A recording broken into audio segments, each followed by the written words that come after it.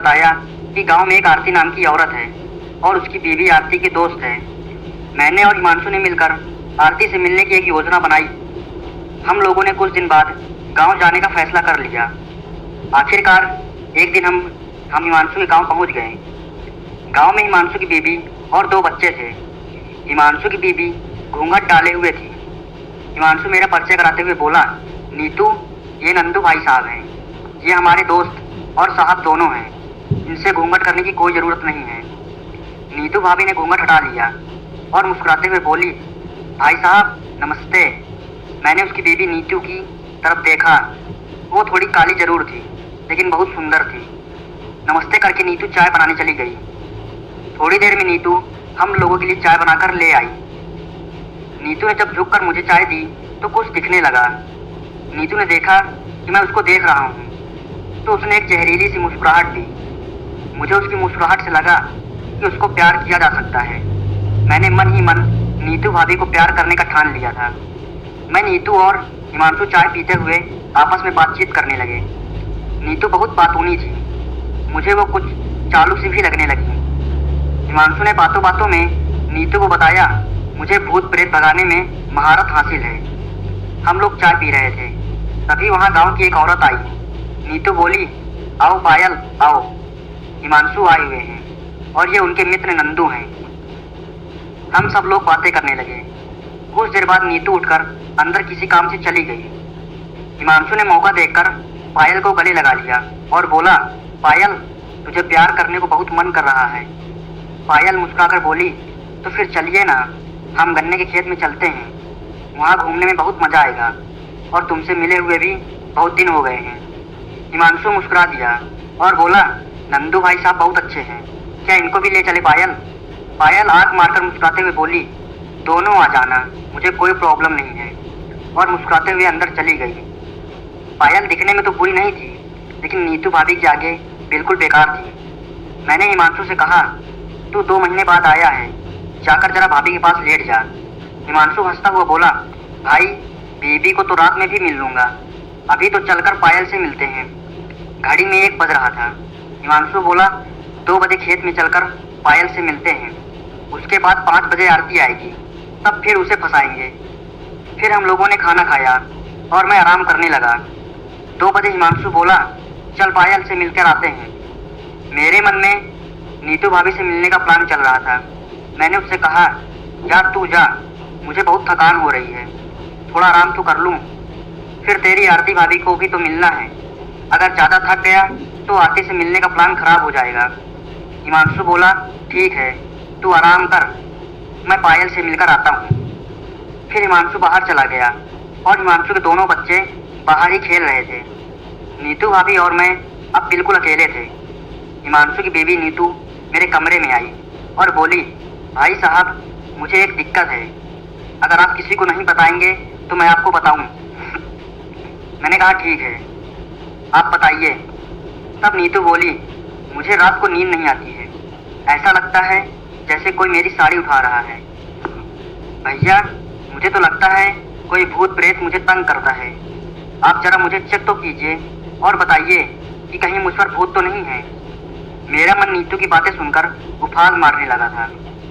मैंने कहा, भाभी जी, भूत प्रेत तो मैं चेक कर लूँगा, लेकिन आप जगह जगह छूना पड़ेगा, आपको बुरा तो नहीं लगेगा? तो नीतू बोली, कैसी बात करते हैं भाई साहब, एक तो आप मेरा इलाज करेंगे, ऊपर से मैं बुरा मानूं? मैं इतनी भी खराब लगती हूँ क्या? मैं नीतू को देखकर कुछ देर तक तो सोचने लगा। नीतू बोली, भाई साहब, आप कुछ कहना चाहते हैं तो कह दीजिए। फिर उसने एक सुंदर सी अंगड़ाई ली। मैं समझ गया कि लाइन साफ है। मैं बोला, आप साड़ी उतार देंगी तो थोड़ा ठीक से चेक कर लूँगा। नीतू बोली, बस इतनी सी बात? वो बोली, भाई साहब, जरा मेरी आंखों में आंखें डालो। उसने मेरी नज़र से नज़र मिलाई। उसकी आंखें बहुत बड़ी बड़ी थी। नीतू खुश दिखाई दे रही थी। आखिरकार उसके मुंह से निकल ही गया, भाई साहब, आप भूत भगाइए ना, बहुत अच्छा लग रहा है। मैंने भाभी से कहा, भाभी, आपके बदन में तो भूत चिपका हुआ है। उन्होंने कहा, हम दोनों बाथरूम में चलते हैं। नीतू भाभी ने मुझे बताया कि उनके बाथरूम का दरवाज़ा 2 कमरों में खुलता है। एक दरवाज़ा जिस कमरे में मैं था उसमें खुलता था और दूसरा दरवाज़ा भाभी के बेडरूम में घुसता था। नीतू साड़ी उठाकर अपने कमरे की तरफ चली गई। मैं सोच ही रहा था कि बाथरूम से खटखट की आवाज़ आई। नीतू अपने कमरे की तरफ से बाथरूम में आ गई थी। नीतू भाभी बाथरूम से झांक कर बोली, आओ जल्दी अंदर आओ। मैं अब बाथरूम में चला गया। बाथरूम में मैं और नीतू अकेले ही थे। नीतू बोली, मेरे भूत प्रेत को भगाओ ना, मैं कुछ घबरा रहा था। मैंने अपने आप को संभालते हुए कहा, ठीक है भाभी जी। कुछ देर बाद मैं और नीतू बाहर आ गए।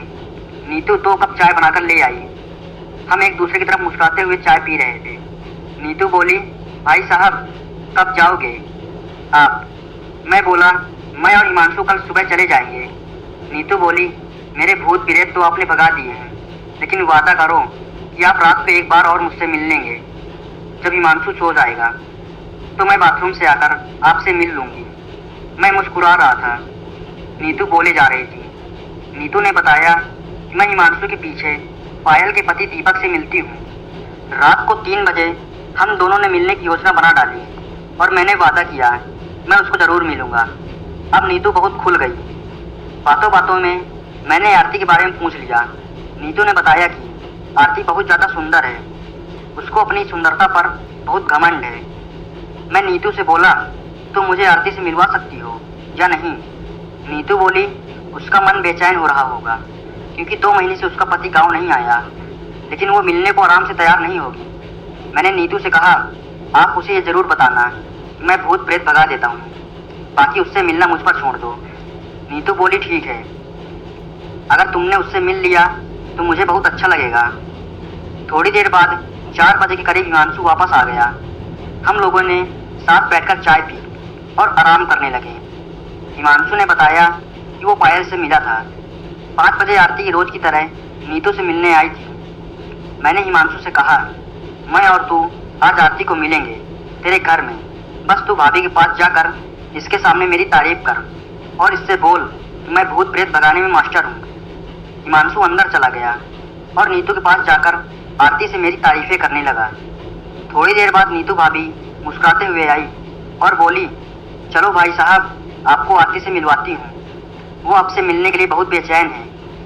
मैं, भाभी और हिमांशु और आरती अब नीतू भाभी के कमरे में बैठे हुए थे।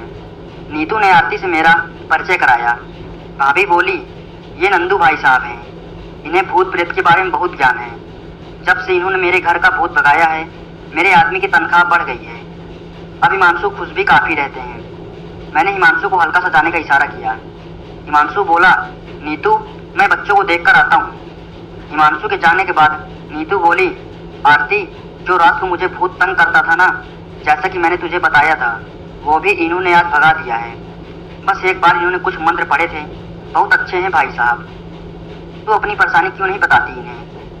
आरती थोड़ा शर्मा रही थी। नीतू बोली, भाई साहब इसको देखकर ही बता दो कि इसमें कोई भूत प्रेत तो नहीं है। इसके शरीर में पूरा दिन बेचैनी होती रहती है। पति शहर में एक फैक्ट्री में गॉल्ड है, उसकी तनख्वाह भी बहुत कम है। 2 महीने में छुट्टी मिलती है उसे। इसको चेक करके बताओ, इसके अंदर तो कोई भूत प्रेत नहीं है। नीतू बोली, आरती शर्मीली है, वो मेरी तरह नहीं कर सकती, लेकिन आप देखकर ही कुछ बताओ। मैं तो चुप सा रहा। फिर मैंने कहा, अगर ये मुझे अपनी पेट की नाभि देखने दे तभी मैं कुछ बता सकता हूँ। नीतू ने आरती की तरफ देखा और फिर हल्के से मुस्कुराई और उसने धीरे से कहा, ठीक है। नीतू ने कमरे का दरवाज़ा बंद कर दिया। भाभी बोली, आरती अपनी साड़ी का पल्ला हटा दे। मैं समझ गया कि तीर सही निशाने पर जा रहा था।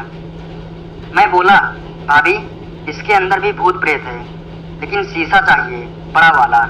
नीतू बोली, शीशा तो बाथरूम में ही है। थोड़ी देर में मैं, नीतू और आरती बाथरूम में थे। मैंने आरती को शीशे के सामने खड़ा कर दिया। मैंने पूछा, अगर आपको दिक्कत हो तो बता देना। आरती तैयार दिख रही थी। उसने इस बार बोलते हुए कहा, नहीं भाई साहब आप भूत प्रेत को भगाइए, मुझे अच्छा लग रहा है। नीतू भाभी ने मुझे इशारा किया और आरती से बोली, आरती तेरी साड़ी पानी में खराब हो जाएगी, तो इसे उतार क्यों नहीं देती? थोड़ी देर बाद नीतू मुस्कुराते हुए बोली, भाई साहब भूत प्रेत का पता चला या नहीं? मैं बोला, नीतू भाभी आरती को तो 2 भूतों ने पकड़ रखा है, एक पुराना है और एक नया है। मेरी बात सुनकर आरती चौंक सी गई। भाई साहब, भूत भगाइए ना जल्दी से। मैं चुप रहा। नीतू भाभी बोली, भाई साहब तो भूत भगा देंगे, लेकिन उनके साथ सहयोग करना पड़ेगा। आरती बोली, अभी भूत कितनी देर में भागेगा, इसने मेरे अंदर बेचैनी बहुत ज़्यादा कर रखी है।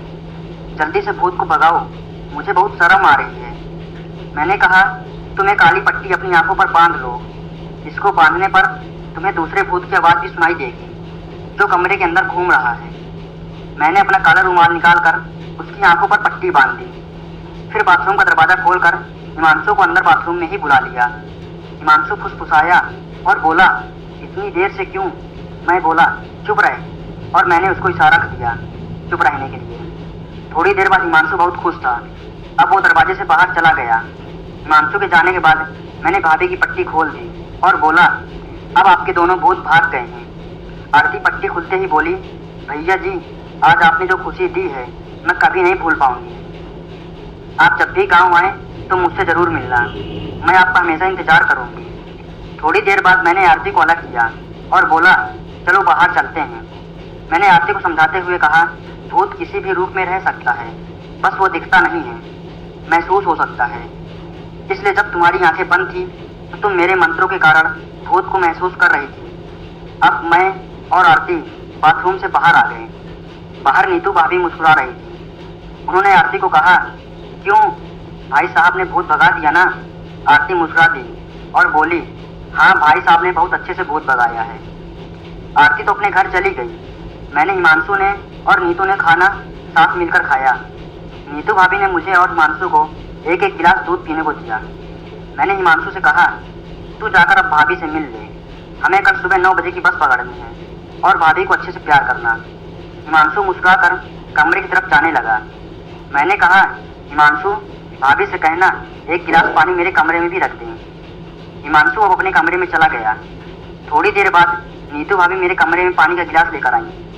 भाभी बोली, 3 बजे रात को तुम्हें जगा दूंगी, एक बार तुमसे और मिलना है मुझे। रात को 3 बजे के करीब नीतू भाभी बाथरूम के दरवाजे की तरफ से आई और मुझे जगा दिया और बाथरूम में जाकर मुझसे मिलने लगी। इसके बाद हम लोग फिर अपने कमरे चले गए। सुबह 6 बजे मैं और हिमांशु खेतों में घूमने गए, जहाँ पायल और उसकी भाभी से मिले।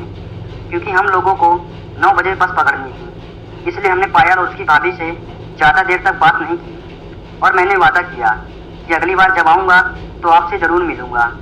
हिमांशु